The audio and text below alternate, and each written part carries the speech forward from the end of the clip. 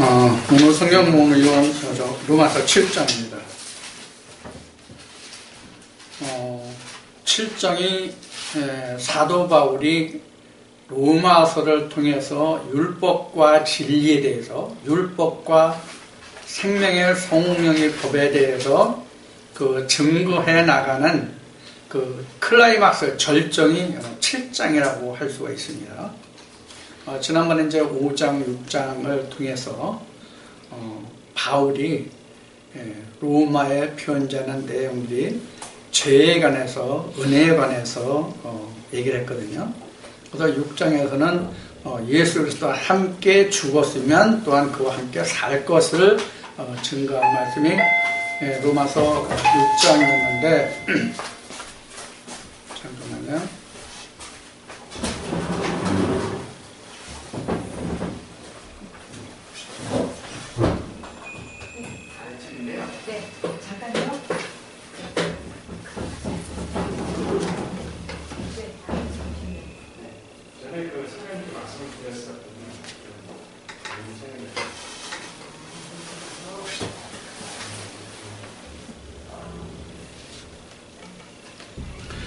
그래서 이제 그 로마서 7장에 들어서는 지금 율법을 뭐에 바울이 비교를 하고 있느냐면 본 남편에 비유하고 있어요.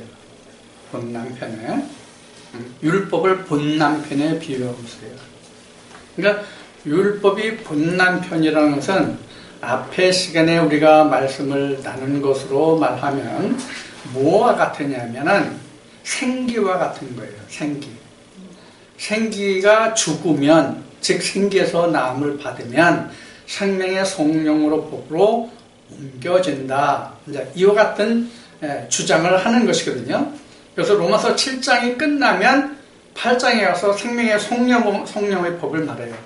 같은 율법인데 같은 율법이 생명을 주는 법이 되게 되면 그 율법이 죄에서, 사망에서 나를 생명으로 옮겨준다. 이제 그런 의미가 생명의 성령의 법이라고 하는 이제 말로 표현된 말입니다.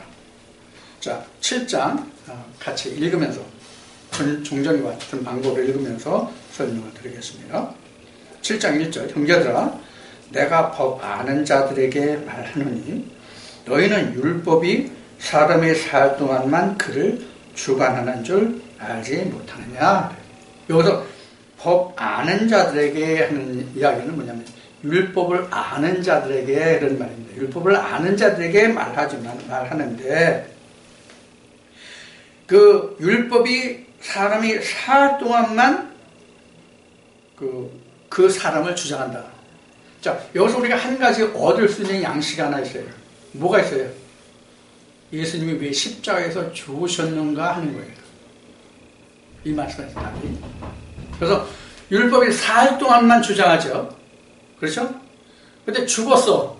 그럼 율법이 주장하지 못하죠. 바로 그런 의미예요. 그래서 우리가 육신을 가지고 있는 동안에는 율법을 지킬 의무가 있는 거예요. 이제 이 말씀이 끝에 나와요. 7장 끝에 나와요. 이게 무슨 뜻인지. 자, 그 다음 2절에. 2절 말씀은 남편 있는 여인이 그 남편 생전에는 법으로 그에게 매인바 되나 만일 그 남편이 죽으면 남편의 법에서 벗어났느니라. 이렇게 해서 율법을 남편으로 취급해요. 그래서 이제 여기서 그 율법이 남편으로 취급이 되는데 현재 바울이 말하는 이 율법이 남편인데 이것이 이제 전 남편이 되는 것이죠. 쉬운 얘기로 얘기하면 율법이 전 남편. 그 율법에서 나음을 받으면 예수 그리스도가 오는데 예수 그리스도는 새 남편. 그래서 신랑이죠. 신랑. 그럼 율법은 함으로 표현하면 구랑이야. 예수는 신랑이고 그런 의미로 지금 바울이 와서 2절에서 증거하고 있는 거예요. 3절 보면 3절 그러므로 만일 그 남편 생전에 다른 남자에게 가면 음부라 이르되 남편이 죽으면 그 법에서 자유케 되나니 다른 남자에게 갈지라도 음부가 되지 아니하느니라. 그렇죠? 남편이 살아있을 동안에 다른 남자에게로 가면은 음부죠. 근데 남편이 죽으면 자기하고 관계없어요. 죽으면. 근데 법적으로 이혼해도 제가 하면 관계가 없죠. 음부가 아니죠. 근데 여기서 이혼이라고 하지 않았어요. 왜 그럴까요? 왜 그럴까요?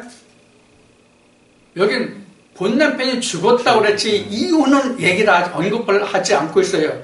이혼은 왜 언급을 안 되고 있을까요? 성경은 어디에도 이혼을 하나님이 허락하지 않으셨다고 그랬어요. 왜 그럴까요? 하나님이 인간에게 이혼 증서를 써주셨어요? 안 써주셨어요? 안 써줬죠. 그럼 모세가 준 증서는 있어요? 없어요? 있어요. 모세가 써준 증서에 있어도 하나님이 써준 이혼 증서는 없거든요.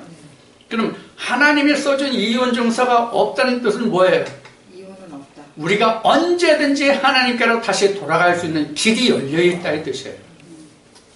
그래서 하나님은 인간에게 이혼 증서를 써주신 적이 없습니다. 만약에 하나님이 인간에게 이혼 증서를 써주셨다면 어떤 인간이든지 하나님께 돌아갈 수 있는 길은 막혀 있다고 해야 할 것입니다. 그래서 하나님은 인간에게 이혼 증서를 써주신 적이 없습니다. 그래서 바리새인들이 예수님을 시험하죠. 그럼 왜 모세가 이스라엘 백성들에게 왜 그럼 이혼 증서를 써주라고 그랬느냐?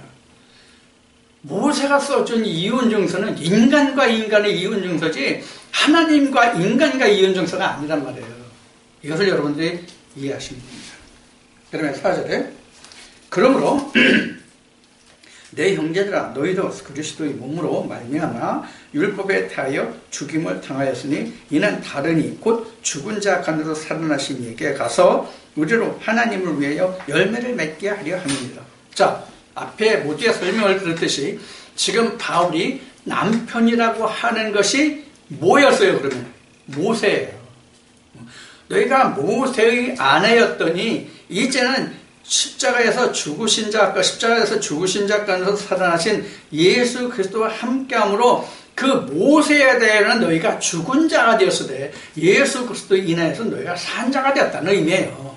결국은 그것을 지금 이렇게 우회적으로 남편으로 말하고 있어요. 그래서 지금 남편이 죽었다는 것은 율법을 말하고 죽었다는 것이 남편이 율법을 말하는 것이고 지금 그리스도의 몸으로 났다는 것은 이건 예수 그리스도에 맞다, 생명으로 왔다 이 얘기예요.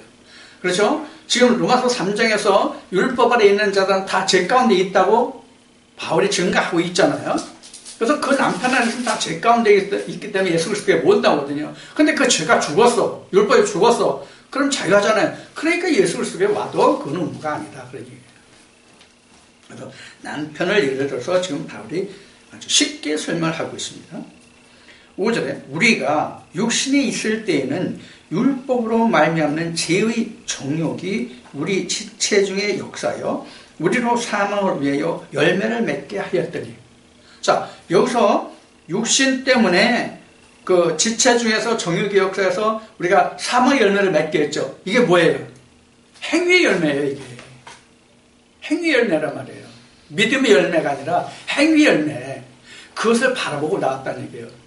그러면 지금 바울이 지금 5절에서 이렇게 그 죄의 정욕이 우리 지체 중에서 역사해서 사망을 위하여 열매를 맺었다고 한 이 이야기는 누구 이야기일까요? 누구 이야기예요? 사도 바울. 자, 사도 바울 얘기입니다. 맞아요. 그럼 로마서 전체가 누구를 들어서 말하고 있는 것일까요? 누구를 들어서 말하고 있는 것일까요? 로마서 전체가? 바울 자신입니다. 바울 자신을 들어서 로마에 있는 형제들에게 나도 이와 같은 과정을 거쳐서 내가 하나님의 백성의 되어노라는 증거란 말이에요. 자, 여기서 여러분들에게 다른 것을 하는 거 말씀드릴게요. 지금 우리가 모세 오경을 거쳐서 요한계시록까지 말씀이 그 성경에 기록되고 우리가 보고 있잖아요. 그러면 모세 오경은 모세가 그 속에 다 들어가 본 거예요. 자기가 겪은 거예요. 에레미야서는 에레미야가, 에스겔서는 에스겔서가, 이사야는 이사야가 이미 그 상황에 다 들어가 본 거예요. 자기가 겪은 바예요. 체험한 바에 체험한 바예요. 지금 바울도 자기가 유전에서 율법에서 생명의 성령의 법으로 온 데까지의 설명을 로마 그 형제들에게 담대게 들려주는 거예요. 내가 이런 과정을 거쳐서 내가 하나님의 백성이 되었노라. 내가 전에는 유전에 쫓아갔고 율법을 알지 못해서 내가 자유하더니 내가 그 유전에서 벗어나서 율법을 알고 보니까 나는 죄 가운데 팔린 자가 되었더라. 이제 저 뒤에 나와요. 그러다가 이 율법에서 나음을 받고 예수 그리스도에 오니까 율법은 죽고 내가 예수 그리스도는 산 것이 되었더라. 즉 내가 산 것이 되었더라. 그 얘기와 같은 거거든요. 자, 그 같은 설명을 지금 5절에서 하고 있는 거예요. 자, 6절 봅시다. 이제는 우리가 얽매였던 것에 대하여 죽었으므로, 얽매였던 게 뭐예요? 율법에 얽매였던 것에 대하여 죽었으므로 율법에서 벗어났으니, 죽었으니까 벗어났죠. 그래서 전에 앞에 로마서 5장 6장 할 때 그 세상에서도 어떤 그 사형수가 사형을 집행하게 되면은 그 다시 어떤 판결을 내린다고 그랬죠? 기억하십니까? 기소유예 처분을 내린단 말이에요. 그러니까 기소유예 처분을 한다는 것은 죄를 다시 묻지 않는다는 뜻이에요. 그러니까 여기서도 지금 6절에서 말하고 있는 5절 6절에서 말하고 있는 이 얘기는 이미 율법에 대해서 죽었기 때문에, 즉 죄에 대해서는 죽었기 때문에 죄에 대해서는 기소유예가 됐다. 죄를 다시 묻지 않는다는 뜻이란 말이에요. 자, 그래서 것에 대하여 죽었으므로, 죄에 대하여 죽었으므로 율법에서 벗어났으니 그러므로 우리가 영의 새로운 것으로 섬길 것이요 의문의 죽은 것으로 아니할지니라. 자, 여기 지금 영의 무슨 법? 영의 뭐? 영의 새로운 것. 영의 새로운 것. 그 다음에 뭐예요? 의문의 묵은 것. 의문의 율법, 즉 묵은 것. 여러분들 고고 3장을 보세요. 너희가 왜 돌에 써서 죽게 하는 의문에 너희가 순종하느냐는 말이 고린도후서 3장 4절인가 5절쯤에 있을 거예요. 고고 3장. 로마서 다음에 고린도전서 다음에 고린도후서죠. 고린도후서 3장에 보면은 왜 너희가 돌에 써서 죽게 하는 의문에 순종하느냐 이 말씀이 있단 말이에요. 자, 그러면 있어요? 3장 몇 절이에요? 6, 7절. 6, 7절이에요? 네. 3장 6절 7절이에요. 자, 그러면 의문이 뭐예요? 의문을 다른 말로 하면 뭐예요? 예법. 섬기는 예법이에요.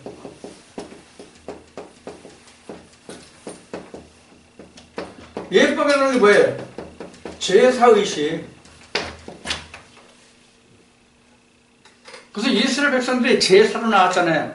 그래서 이제 히브리서 다시 공부하겠지만은 히브리서에 가면은 이런 그 짐승의 피로 하나님께 나가는 그 제사는 그 제사를 드릴 때마다 죄를 깨닫게 하고 죄를 다시 기억나게 하고 생각나게 할 뿐이라 그 죄를 없애지는 못한다. 그래서 예수 그리스도께서 우리에게 오셔가지고 단번에 드리는 죄성을 받는 제사를 하나님께 드렸다. 우리가 그 피로 하나님께 나간다 하는 말씀이 히브리서 말씀에 기록이 돼요. 나중에 히브리 말씀에 다시 우리가 공부하겠지만, 그래서 이 의문이라는 것은 섬기는 예법이에요. 예를 들어서 섬기는 예법이 레위기나 이쪽 말씀에 보면 아주 자세히 나왔거든요. 향을 만들 때는 어떤 뭐로 어떻게 해서 어떻게 하고, 불을 뭐로 만들어서 뭐 이렇게 기름을 뭐로 해가지고 불을 이렇게 하면 불을 언제부터 언제까지 켜며, 짐승은 이렇게 잡으며, 가죽을 어떻게 하며, 이게 자세히 나와요. 이게 바로 의문이에요. 예법이에요. 자, 그런 것에 지금 순종하다가 이제 그것이 죽었기 때문에 그런 것으로 숨기지 않고 이제 영의 새로운 것으로 한다. 영의 새로운 것. 이 영의 새로운 것이 앞에도 방금 전에 말씀을 드렸지만 로마서 8장으로 가면 이게 생명의 성령의 법이에요. 자, 그래서 의문의 묵은 것, 죽은 것 이런 얘기입니다. 묵은 것은 옛 것이라는 얘기죠. 그렇죠? 새 것은 새로운 것이라고 하는 앞에 말은 지금 새로운 것이죠. 그렇죠? 그 자들 새로운 것이죠. 묵은 것이 아니라 새로운 것이죠. 그래서 새 것과 묵은 것 이런 차이가 있습니다. 자, 7절. 그런즉 우리가 무슨 말 하리요? 율법이 죄냐? 그럴 수 없느니라. 율법으로 말미암지 않고는 내가 죄를 알지 못하였으니 곧 율법이 탐내지 말라 하지 아니했다면 내가 탐심을 알지 못하였으리라. 자, 이것도 방금 전에 얘기했듯이 누구 얘기예요? 바울이 조상의 유전 율법 아래 있을 때는 율법을 알지 못했기 때문에 율법에서 말하는 죄를 내가 알지 못했다 이 뜻이에요. 그러다가 유전에서 조상의 유전에서 모세율법은 하나님의 율법이죠. 하나의 법, 조상의 법에서 하나의 법으로 오게 되니까 비로소 내가 하나님께 이러한 죄가 있다 하는 것을 알게 되었다는 거예요.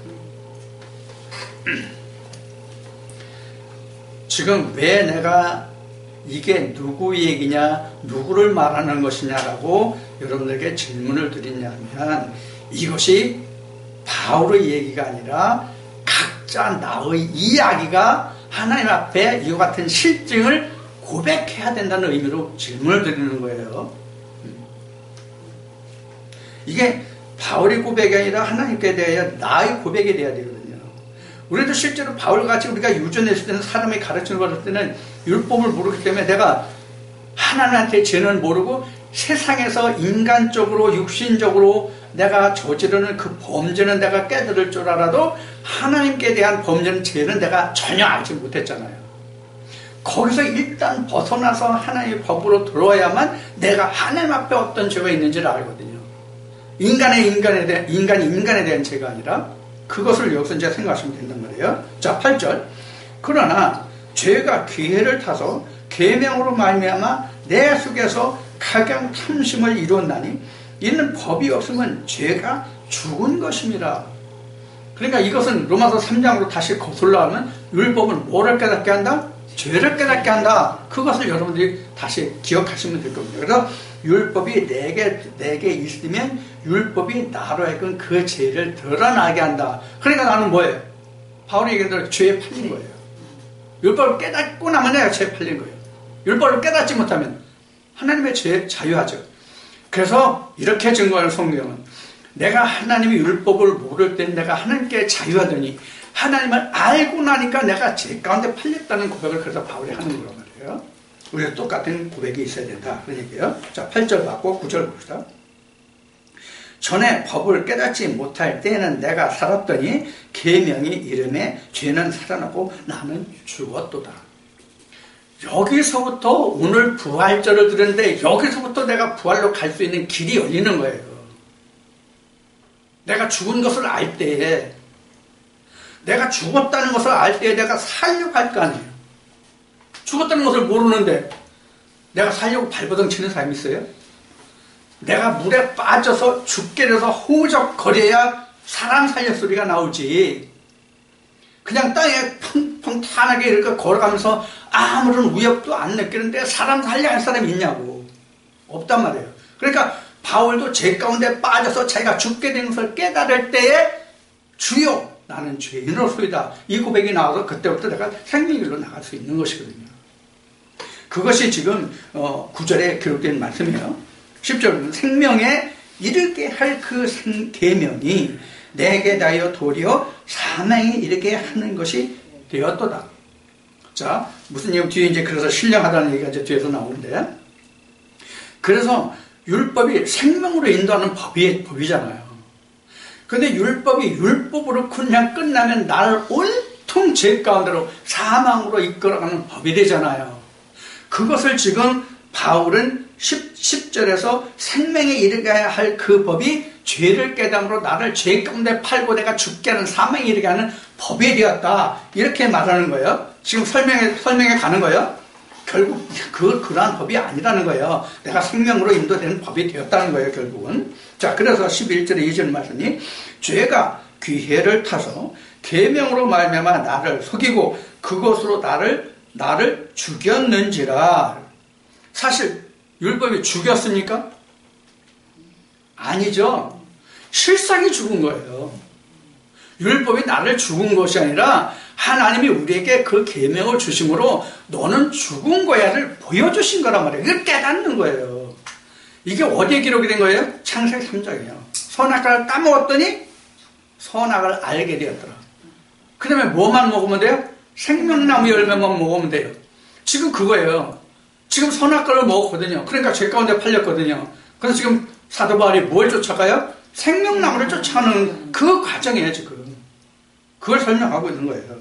그래서 계명으로 말미암아 나를 속이고 그것으로 나를 죽였다. 율법으로 나를 죽였다. 그러는데 12절 뭐예요? 이르보건대 율법도 거룩하며 계명도 거룩하며 의로우며 선하도다. 자, 더 봅시다. 13절에 그런즉 선한 것이 내게 사망이 되느냐? 그럴 수 없느냐? 오직 죄가 죄로 드러나기 위하여 선한 그것으로 말미암아 나를 죽게 만들었으니 이는 계명으로 말미암아 죄를 심히 죄되게 하려 함이니라. 우리가 율법을 신령한 줄 알거니와 나는 육신에 속하여 죄 아래 팔렸도다. 자, 어디에 속해서 죄 아래 팔렸어요? 육신에 속해서. 이 이야기를 잘 들어야 돼요. 육신에 속했다는 뜻이 무엇인지 잘 알아야 된다고요. 율법을 율법으로만 보면 죄 아래 팔린 거예요.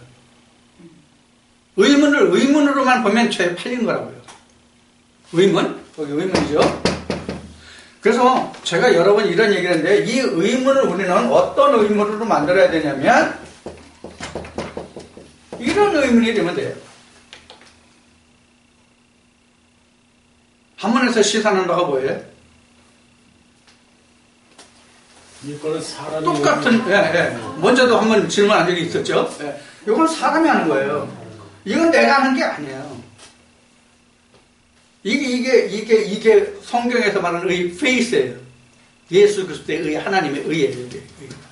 그래서 우리는 이 의문을 통해서 사람을 빼버리면 의문이 돼요. 나를 빼면 돼요. 나를 빼야 의문이 되는 거예요. 의문이 되니까 똑같이 의문이네. 어떤 문제가 잘 안 풀리는 것도 의문이죠. 그렇죠? 그런 의문도 아니에요. 이건 예법의 의문이에요. 그 예법이 실제 하나님의 의에 이르는 법인데 이 사람이 개입이 되면 이 의문이 나를 살리는 의문이 아니라 죽이는 의문이 된다. 그런 얘기예요. 쉽게 얘기하면 한문으로 풀이하면 그런 의미가 되는 거예요. 자, 그래서 13절까지를 보면 그런 거예요. 그래서 14절을 보면 이렇게 바울이 고백해요. 우리가 율법은 신령한 줄 알거니와 나는 육신에 속하여 죄 아래 팔렸도다. 그럼 율법이 신령하다고 하는 바울의 뜻은 무엇일까요?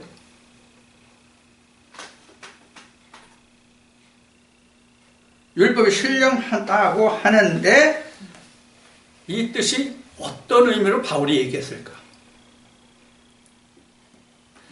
율법이 생명이 살리는 법인데 이것을 알지 못하기 때문에 그때 알지 못할 때에는 육신에 속해서 죄 가운데 팔렸다 그래요. 실제 율법은 신령한 건데 신령하다는 뜻이 뭐예요?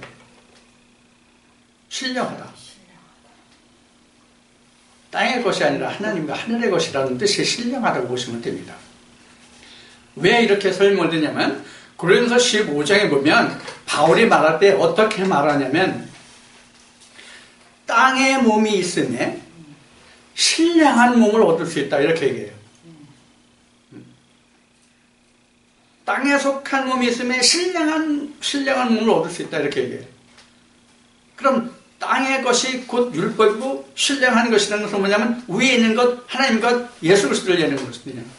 그래서 지금 얘기한 사도 바울이 고린도전서 얘기한 땅에 있는 그것은 의문이고요. 이 의문을 통해서 하늘에 있는 신령한 이 의문이 온다. 그런 이제 설명이 되겠죠.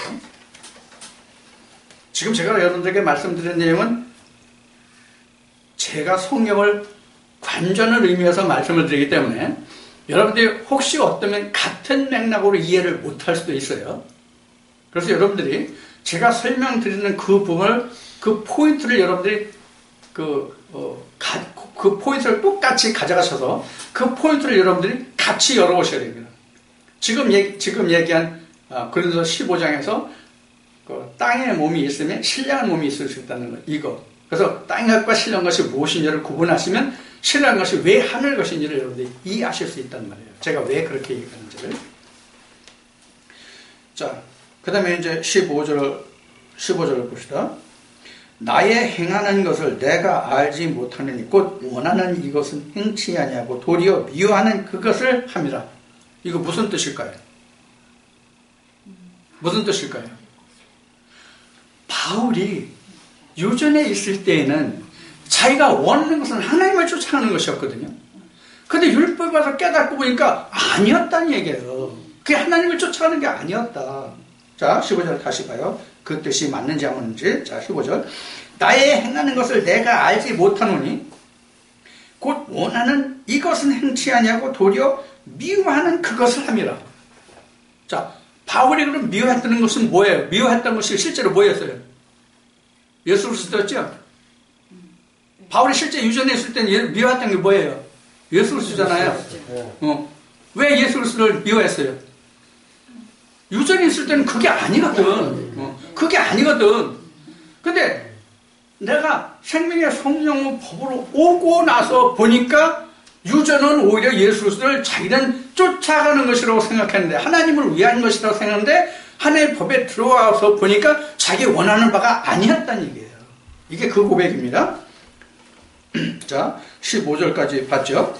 자, 16절. 만일 내가 원치 아니하는 그것을 하면 내가 이로 율법의 선한 것을 시인하노니. 자, 만일 내가 원치 아니하는 그것을 하면 내가 이로 율법의 선한 것을 시인하노니. 이건 뭐예요? 깨달았다는 얘기죠. 원치 않는 것을 쫓아가다가 깨닫고 보니까 아니라는 것을 지금 고백해 나가는 거죠. 그래서 16절에는 원치 아니하는 그것을 하면 내가 이로 율법의 선한 것을 시인한 것이다. 이게 역설적인 거예요. 역설적인 거예요. 그러니까 지금 15절에 이은 설명이에요, 결국은.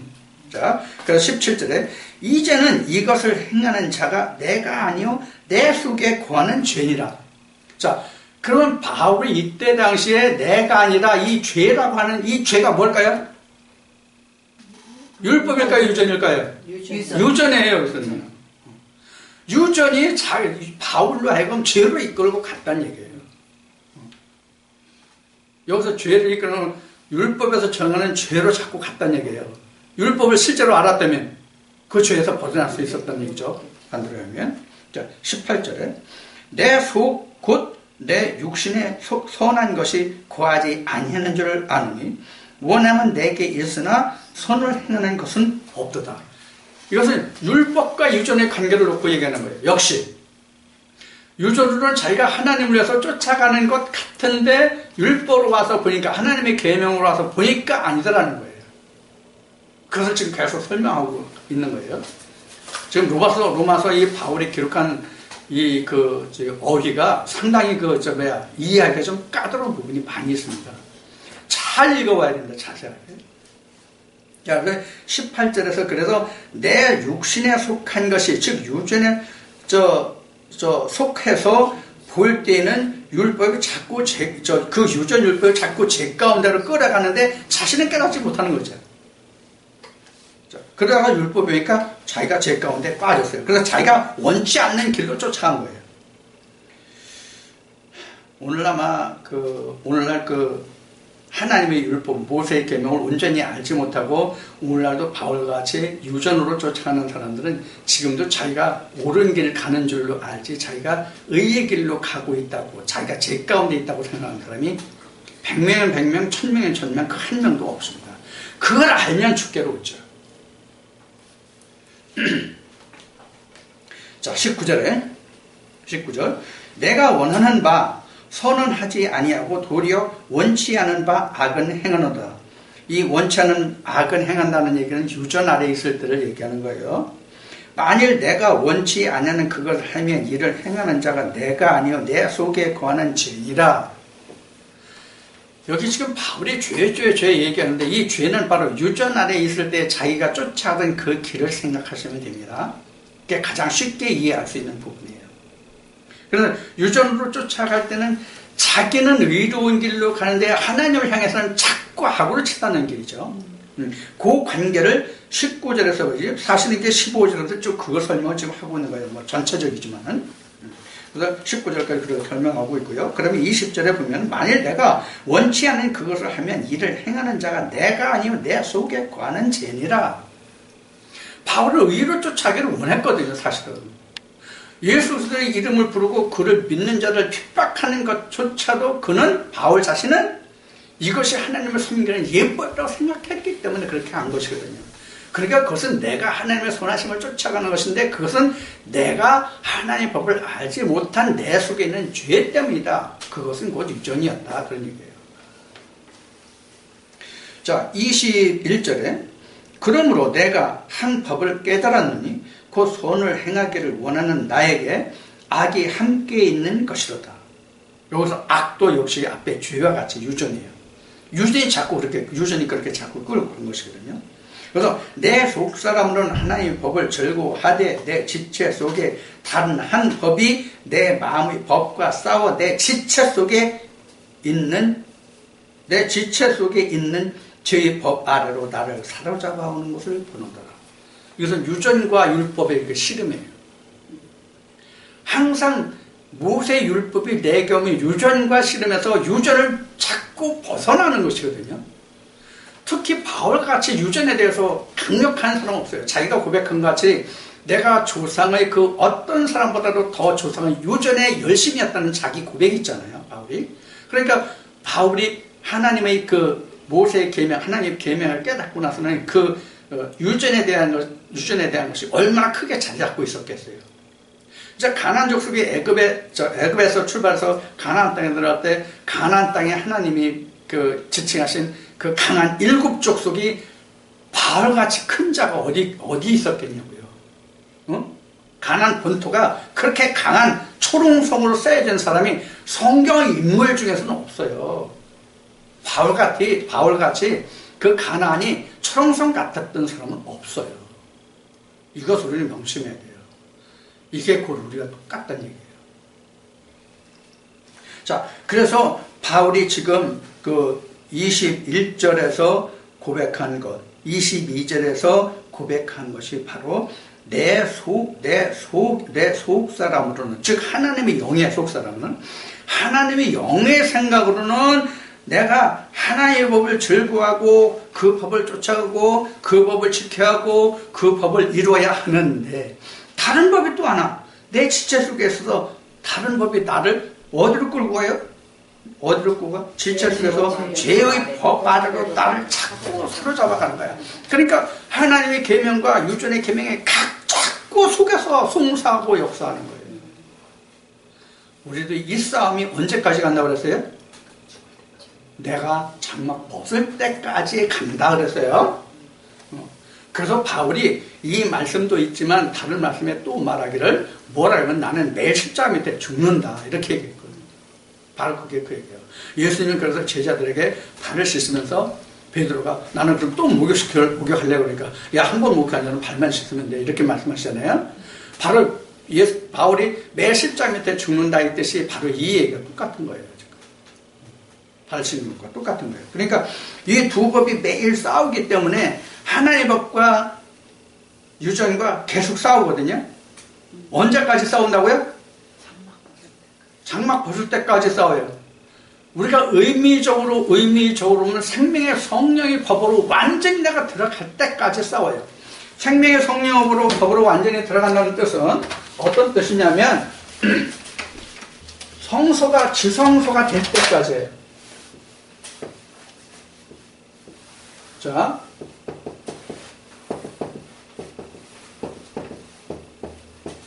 이런 계시록에 보면 야, 성전들은 1260일 동안 사단에게 내줘라. 나 그거 상관하지 않는다.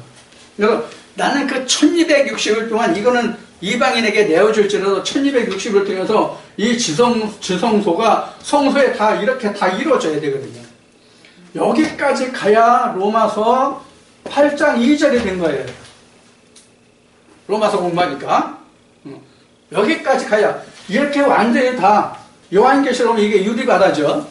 이렇게 됐을 때가 바로 로마서 8장 2절에 생명의 성립법이 된 거예요. 그래서 이렇게 되기 전까지는 바울이 뭐냐면 여기가 유전이잖아요. 유전이 계명이 여기 오니까 계명이 요것과 싸우는 유전이다. 그래서 완전히 계명을 벗어버리고 계명이랄까 유전을 벗어버리고 성소가 지성소가 되기까지 여기까지 계속 유전과 율법 계명이 싸우는 거예요. 실망하는 거예요. 우리가 여기까지 가면 일단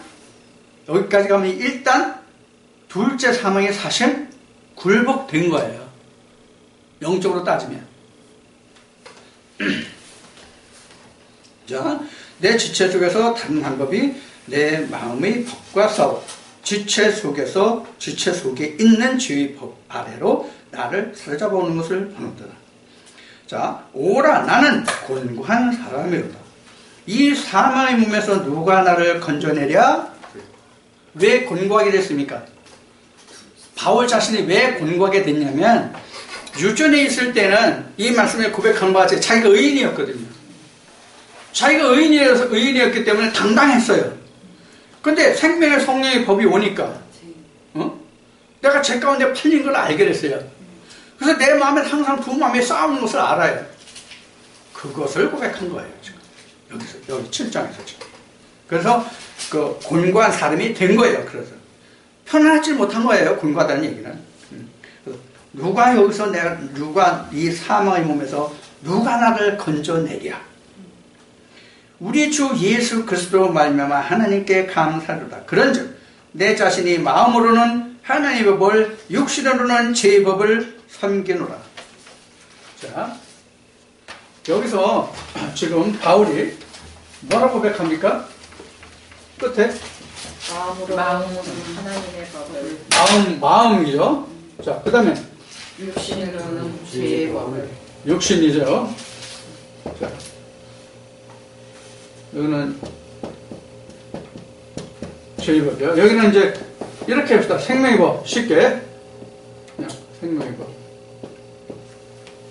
자, 이게 마음이죠. 속사람이죠. 이게 겉사람이에요. 그러면 여러분들 지금 마음과 육신이 나오는데 마음은 뭐고 육신은 뭘까요를 다시 한번 생각해 봅시다. 마음은 뭐예요? 여기서 지금 바울이 지금 25절이네. 25절에서 보면 우리 주 예수 그리스도로 말미암아 하나님께 감사한다요. 그런즉 내 자신이 마음으로는 하나님의 법을 육신으로는 죄의 법이라고 했어요.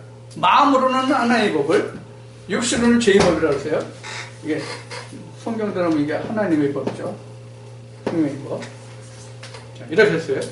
그러면 마음은 뭐고 육신이 뭔지를 다시 한번 살펴보자 이런 얘기예요. 영과 혼이요? 오케이. 좋았어요. 이건 영이에요. 이거 영이에요. 이게 혼이에요. 그럼 뭐가 혼이에요? 뭐가 혼이에요? 육신. 실제 우리로 말하면 이게 영이고 우리로 얘기하면 이게 마음이에요. 헬라어로 얘기하면 여기는 퓨님하고 여기는 소마란 말이에요. 요것을 흔들하지 말라고. 마음과 육신 하니까 우리 이 몸으로 얘기하지 말란 말이에요. 생각하지 말란 말이에요. 근데 실제로는 어떻게 돼요? 실제로는 마음과 육신이에요. 실제로는 영적으로 보면 영과 혼인데 우리가 사람의 눈으로 보기에는 마음과 육신이란 말이에요. 이해가 됐어요? 무슨 얘기인지? 사람이 보는 눈은 마음과 육신이란 말이에요. 즉 속과 겉이란 말이에요. 자, 무슨 얘기인가 하면 우리 사람 육신으로 보이는 것은 몸이죠. 그런데 이 몸이 뭐에 의해서 움직여요? 마음에 의해서 움직이죠. 그런 뜻이에요. 이 몸은, 육신은 마음에 의해서 지배를 받거든요. 근데 실제로 육신은 마음에 의해서 지배를 받는데, 실제 그 내면, 오늘 얘기한 본질로 얘기하면, 그럼 뭐에 의해서 마음이 지금 지배를 받아요? 바울로 지금 로마서 7장 여기까지 옵니다. 영으로, 그리스도로, 생명의 법으로 그 마음이 지배를 받아서 그 마음이 어디로 와요? 육신으로 오잖아요. 이것을 우리는 뭐라고 하냐면 율법이 온전해졌다. 이와 같이 얘기하는 거예요. 율법이 온전해졌다. 온전함을 율법이 입었다. 그 얘기예요. 무슨 얘기냐면 내가 생명으로 오지 못하면 율법이 그냥 내가 육신으로 지키는 법이 되잖아요. 내가 생명이 되지 못하잖아요. 그런데 내가 하나님의 율법을 비록 죄의 법이라 할지라도 그 법을 생명으로 바꿔지고 나면 그 법이 나를 뭐로 인도해주는 법이 돼요. 생명의 법이 되잖아요. 그런 얘기예요. 그러니까 신령하다 이렇게 얘기한 거예요. 앞에 바울이. 자, 그래서 지금 로마서 7장에서는 지금 그 하나님의 법을, 율법을, 모세의 법을 뭐로 봤냐면 전남편으로 봤어요. 뭐 또 얘기했듯이 전남편으로 보았다가 그 전남편이 죽으니까 새로운 남편의 법이 왔다. 그래서 제가 했다는 거죠. 시작이죠. 로마서 7장의 시작. 그렇죠? 남편이 죽었으므로 재혼해도 이건 음부가 되지 않는다는 얘기가 제가 했다는 뜻이잖아요. 바로 그런 얘기예요. 내가 죄에서 생명으로 옮겼다. 그래서 율법이 신령하지만 율법이 죄 가운데 있을 때는 신령하도록 그게 사망의 법, 죄의 법이 되지만 그것이 내가 생명으로 오게 되면 그 죄의 법이 생명의 법이 된다. 그런 걸 율법이 신령하다. 그런 얘기입니다. 자, 오늘 이렇게 해서 로마서 7장까지를 마치고 오늘 모든 시간을 다 마치겠습니다. 수고하셨어요.